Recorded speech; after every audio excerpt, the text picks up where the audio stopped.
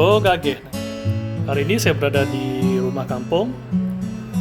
Saya nak tukar satu lampu yang tak hidup ya di ruang tamu. Di sini saya on. Ada 2 biji lampu untuk switch ni. Yang satu ni tak menyala. Jadi saya suspect dia dah rosak lah. Lepas ni saya akan cek.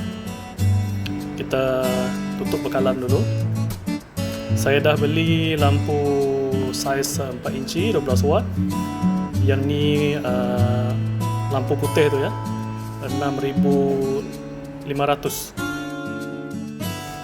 Okey, untuk membuka lampu ni, tarik saja mana-mana bahagian. Kalau dah jumpa spring tu, kita tarik terus. Dah nampak spring tu, kita tarik saja ke bawah. Kemudian yang satu lagi, tarik saja keluar. Mudah saja.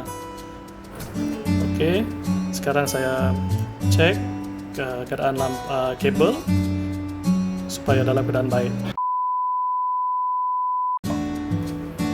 Di sini saya dah connect lampu baru.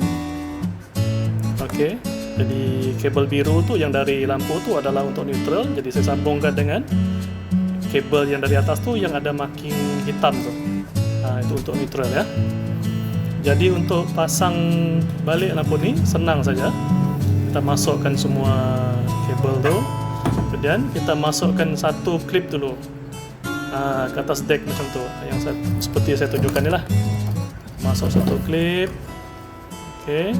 Bila dah masuk, klip yang satu lagi tolak dengan jari. Macam ni. Tolak. Lepas tu lepas saja. Adjust. Dah siap. Senang saja. Okey. Sekarang saya nak test. On. Dah terang dah ruang tamu. Okey. Lampu ni dah hidup. Sekian saja video untuk kali ini.